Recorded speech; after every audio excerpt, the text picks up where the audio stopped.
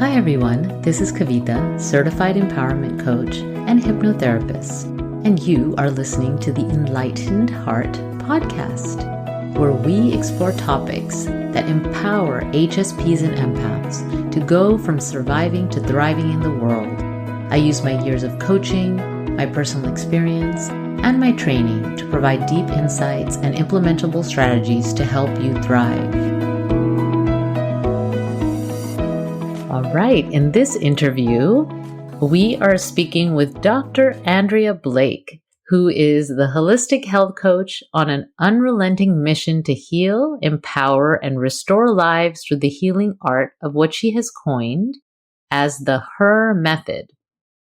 Dr. Andrea empowers her community as a tireless advocate, speaker, and thought-leading healer, sharing evidence-based truths with community and international audiences.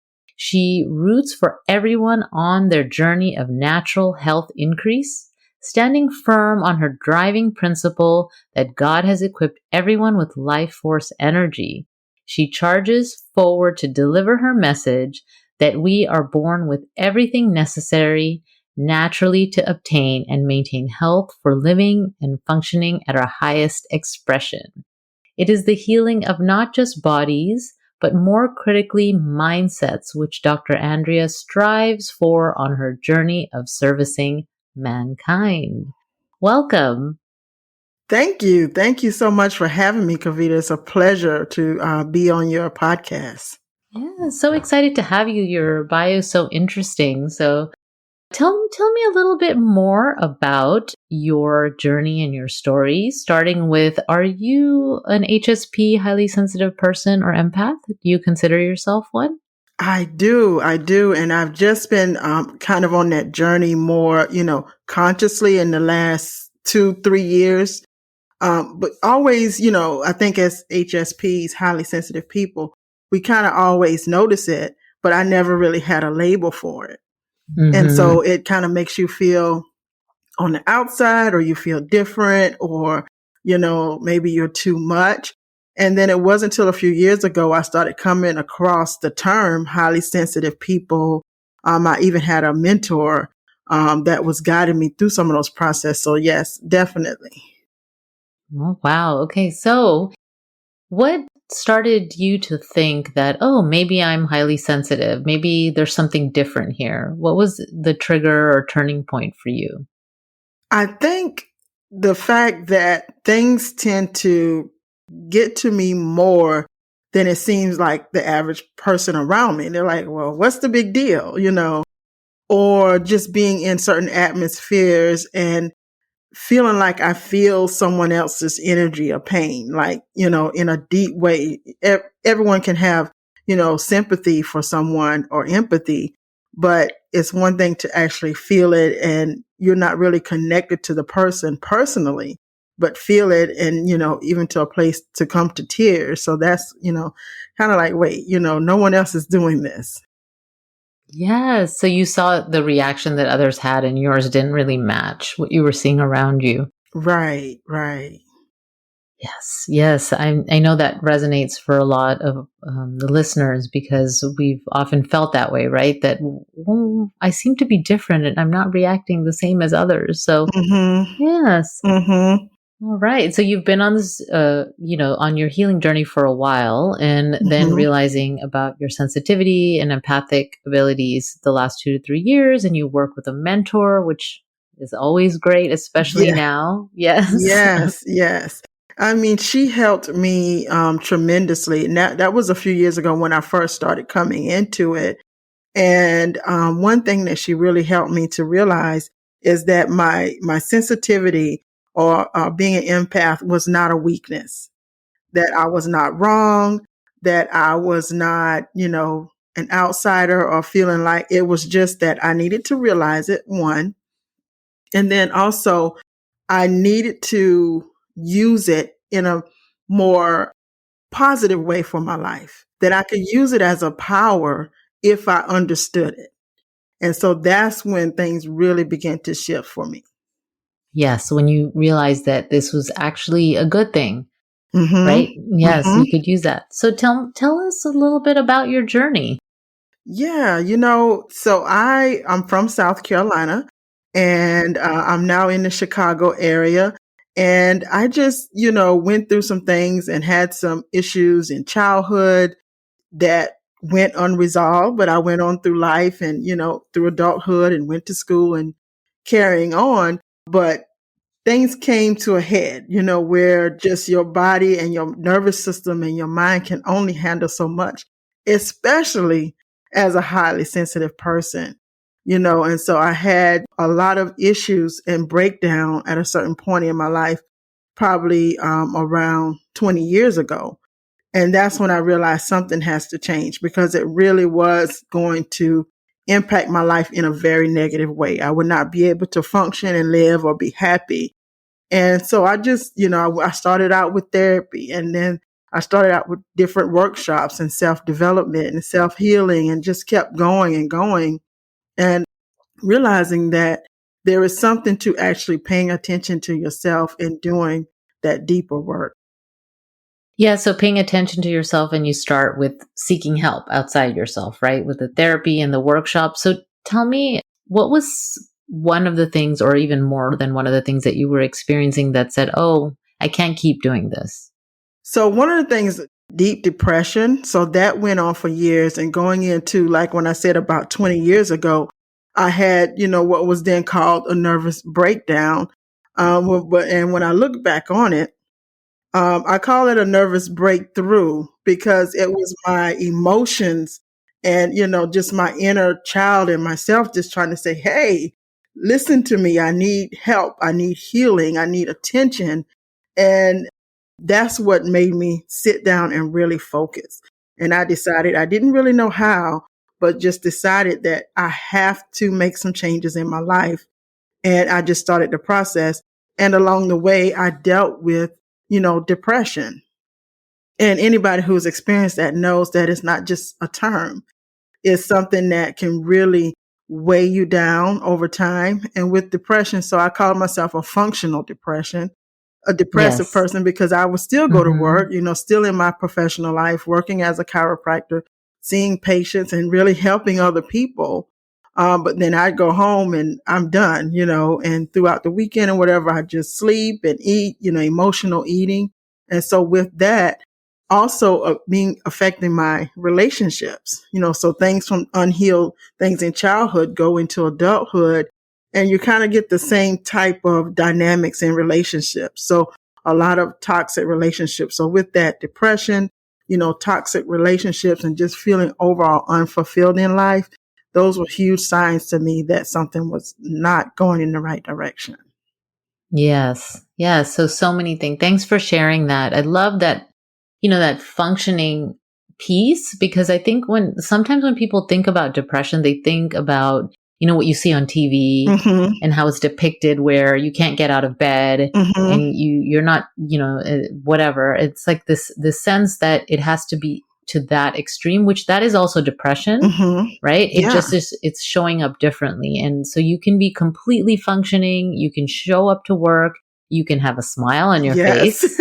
Yes. Good And morning. behind, yes, good morning. And, Mm-hmm. people can think that everything's okay, but Yeah. inside things were not, Mm-hmm. right? And so it's so important to share that. And so the more that we can tell people that. So thank you for sharing You're that welcome. piece. And so you were working, and you mentioned, because you're a doctor, that you're a Mm-hmm. chiropractor, Yes. right? And so Mm-hmm. you were working as a chiropractor, and you decided to make some changes. And so then what happened next? Well, I kept going through the process, and I ended up, at the beginning of all of the problems I had, I moved from South Carolina to the Chicago area in 2009, and started working with a company and going through. And so there were a lot of self development things that were mandatory, even though in the beginning I was unwilling. Because I Mm-hmm. just didn't understand why I would need that. I couldn't see past it, but that was like what really got me more into self development and self healing, and really seeing that in order for me to really get where I wanted to be, I needed to do the inner work. And so from there, I just kept going, and I would do workshops and consultations with patients, and a lot of women patients who would ask things kind of outside of the scope of chiropractic, because people are holistic. And so I would just begin to use some of the things and processes that I learned to help them. And I realized that more and more people are wanting this. So I just kept on my journey because, for one, I could see the evidence and feel the evidence in my own life. And so now I feel like I'm in a really good place. Mm-hmm. Hmm. Yes. So the holistic, we're not separated, right? So No, how medicine, right. there's this person for this part of your body, or even as a chiropractor, you treat everything. Hmm. And then they would come to you and say, well, I'm feeling this though, Hmm. right? I'm Right. feeling depressed. I'm Hmm. feeling, and so realizing that connection. And so how are you working now with people? Much better. I mean, you can get results, especially if you're professional enough and if you care enough about people. Even from a place of depression, there was people that were helped. Now it's different, because I feel like it's more expansive. I feel like I can reach more people. I feel like there's more of a resonance. There's less hesitancy, because when you have unhealed stuff, people can sense that and feel that. So even though you're here and you're doing your work, they will come to you and they can still get help, but it's not in full. You know what I mean? I Mm-hmm. feel like now it's from a higher place of just unconditional love and the fullness of it, so that we can go even deeper into processes. So it sounds like how you work with people evolves. Do you still have your chiropractic practice? Right now, so as of September of last year, 2020, I decided to take a hiatus and do a sabbatical. And I'm on my 21st year as a chiropractor. Wow, Right. So amazing. I'm kind of at a Mm-hmm. crossroads as to which way I want to head with it. So I'm deciding whether or not to open up, part time on my own. And I'm also doing the coaching. So I'm just kind of seeing where it fits in my life and where I want to go with it. Yeah, so you're in a transition, which is Hmm. amazing, Hmm. right? Yeah, absolutely. Yes. And so you're coaching. So that's where wanted to ask you. I mentioned, and I saw when I was reading the bio about your H.E.R method, Hmm. right? And so Hmm. you're working with people that way. Can you share a little bit Yes. about how you work with people now? Yeah. So, the H.E.R method is something that I coined, and it stands for heal, empower, and restore. And Mm-hmm. what I do is I help women create a blueprint, a personal blueprint, in order to heal, empower, and restore their lives through radical self care. And I put radical because I think it's so key for women, and anybody, but especially if you're highly sensitive. Mm-hmm. I believe as a HSP, we have to take our self care very seriously, making it a priority. And that's why I put the word radical in front of it. Mm-hmm. I love Hmm. that. Yes. Hmm. Yes. Thank you. I mean, sounds really exciting and Yes, amazing. So, yeah. it's fun stuff. Yeah. So, you said you've been a chiropractor for going on 21 years now. Hmm. And Hmm. so, and you've taken a hiatus starting last year, which a lot of September. people, September. Yes. Hmm. Thank you. Hmm. A lot of people are in transitions right now. Yes. Okay. And Hmm. so, it gives them permission to hear someone as successful as you that you're like, okay, I'm going to take a hiatus. I'm going to take a break. I want to see what I really want to do now. What's my Right. next work in the world? And that Yes. doesn't discount what you did before. It still Right. is like, okay, I'm next. So Hmm. what made you make that choice in September of last year? What drove that choice? Yeah, well, it was the more that I did my own work and working on myself and doing what I call my own personal blueprint, even though I didn't call it that then, but coming up with what is going to work for me to get me centered and to get my life whole. But it was long coming before September, because anybody that works as a health professional or any profession, but when you give so much, and I felt like I've been out of balance for so long, I just started to feel burned out. And I realized that I was doing things that I, have done for years, but also things that started from the place where I wasn't so well and where I Mm-hmm. was depressed. Even though it served me a lot, and I had an income and I was helping people, it's just that when, your life changes, and I like to call it, you go to another level, it kind of shifts everything. And I just began to see that I couldn't serve the way that from my soul, Mm-hmm. staying where I was and doing what I was doing. And then also I was tired, like mentally Yes. and also physically, you use your body a lot. And so I just began to plan. I probably about 3 years before that happened. But you Mm-hmm. have to make yourself ready for that, Yes. financially and all of that. But Mm-hmm. I decided, it's just time. So I just began to go through the planning process of it. Yes. Great. Mm-hmm. Yes. Okay. So your body was talking to you again. Yes. Mm-hmm. And you knew you had some inner knowing that, yes, time to transition. I need to Mm-hmm. take a break from this, take a Mm-hmm. hiatus, and figure out my next steps. Yes. And so you're doing that. Yes. Yes. And it feels great. And it feels great. Yes. And here you Yes. are talking and teaching and, supporting others. So, Mm-hmm. continuing to do work in the world in a different way. Yes. Mm-hmm. So, what advice would you have to someone, to another HSP or empath, if you could tell them one thing that you wish you knew before? Mm. What's something that you would say to them? Yes. The first thing that really jumps out to me is acknowledging your emotions. And one thing I teach with my coaching programs, that all of your emotions are sacred. A lot of us learn that some emotions are bad and some are good. And I know I've learned, to stuff emotions and not express, or either if you got punished for feeling a certain way, you just learn that and then you go through life.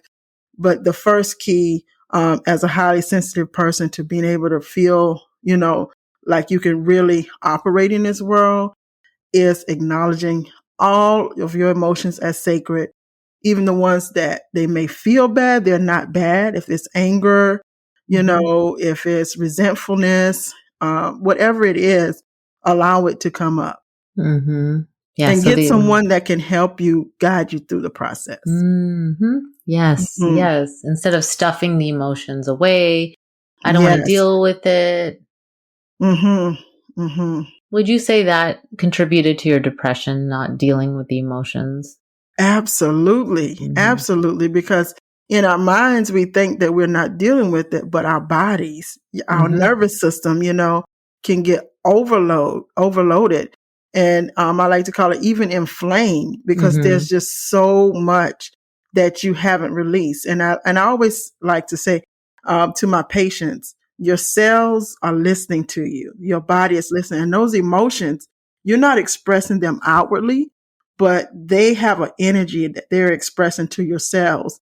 If you don't release it, it has to manifest, whether it's, a liver problem, whether it's a cancer or kidney disease or a nervous breakdown.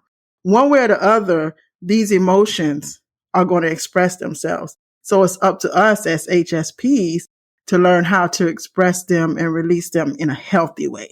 Hmm. Yes. Hmm. Yes. And you're helping people do that. So amazing. Yes. Okay. Yes. So if you, on the same note as giving some piece of advice or wisdom, what is a resource that you'd like to share? Oh, absolutely. So I'd like to share my free ebook, and it's called Five Overlooked Ways to Naturally Heal and Restore Your Life. So have some holistic principles and things in there to resources and information for anyone that's just on their holistic journey. Okay, great. So I'll have Hmm. that link Okay. available in the Thank show you. notes. Okay, for the listeners. And then if, that's one thing that they can receive, one resource. What is the best way for them to get in touch with you? Absolutely. So social media would probably be one of the easiest ways. So I'm on Instagram and Facebook, and that would be Dr. Andrea Blake for Instagram and Facebook. And just email Dr. Andrea at drandreablake.com. Okay, great. Yes, thank you so much for sharing a part of your journey here and for shining your light in the world. Yes, thank you so much for having me. It was a real pleasure. Thank you for joining us for the Enlightened Heart podcast.